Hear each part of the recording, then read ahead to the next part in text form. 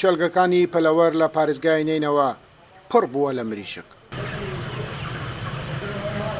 ماوەی 12 ڕۆژە بە بڕیارێکی وەزارەتی کشتتوکاڵی حکوومەتی عێراق هەناردەکردنی مریشک لە پارێزگای نینەوە بۆ بەغدا و پارێزگایەکانی خواروی عێراق قەدەغە کراوە. عەلی یەکێکە لە خاوەن چێرگەکانی پەلەوەر 10,000 مریشکی هەیە.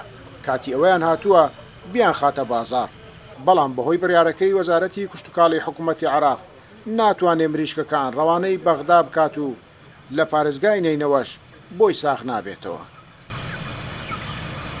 نزیک 2000 قاعة حتى 1800 قاعة هي لموصل وحموي بري مرشكا او ده روز دبيت لبو 12 روز جيرايا لبو ما مرشكا ما درنا شي بغداد لبو محافظة كان الجنوب عامة مرشكا مايا ليرة معدلي كيا 2 كيلو ربع 2 كيلو ني مايا 6 كيلو مايا كس لي ما ناكرت برشكا موصل مانجي يعني صدقة عايز زورة لبوي موقعة كما شاكر ديها وتعبي دخون نلبو فقط لبو موصلي نلبو مزاري موصل إذا كان لبو محافظة كان جنوبي عامة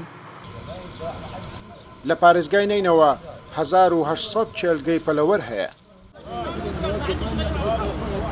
ئەمانە بەشێکن لە خاوەن چێلگەکانی پەلەوەر لە پارێزگای نینەوە. لە بەردەم بەڕێوەبەرایەتی کشتتوکاڵی نینەوە گرتبوونەتەوە داوای چارەسەرکردنی کێشەکانیان دەکەن. پێشتر ڕۆژانە تقریبان 70,000 هەتا 100,000 مریشک ئەڕۆیشت بۆ بەغدا و بۆ خوارەوە. ئێستا وەزیر ئەو بڕیارەی دەرینایە ئەوە تکا لە وەزیر دەکەینەوە زۆر تەسیری لە خاوەن پرۆژەکان کردووە، تەسیری لە سابدەوازنەکان کردووە، تکایە بە دوواداچوون بکەن، تکا لە حکوومەتی خۆزایی دەکەین کە لە پارێزگای مووسڵە ئەو بڕیارانە پێداچینەوە بکاتن. خاوەنی پەلەوەرخانەکان دەڵێن ئەگەر حکوومەت لە بڕیارەکەی پاشگەز نەبێتەوە ناچارن چێلگەکانیان دابخەن. ئەو کات جگە لەوەی زەرەری زۆریان بەردەکەوێت هەزاران کرێکاریش بێکار دەمێننەوە. من یەک بە خۆم شۆفێری سارەی گەورەم بەرهەڵگر مریشی دەگوازمەوە بۆ محافەزەکانی بەغدا نەجەفە کەربەلایە ئەوە تقریبان 10 ڕۆژە ئەوە ڕاوەستاوین. سەداهان کەسی وەکو من ئێستا کەەوە 10 ڕۆژەمە بێ ئیشین ڕاوەستاینە هەموو لە ماڵینە.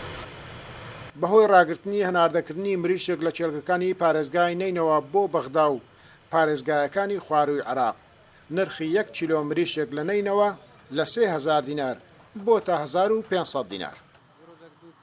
گەیلان بۆتانی کورسات نیوز مووسڵ.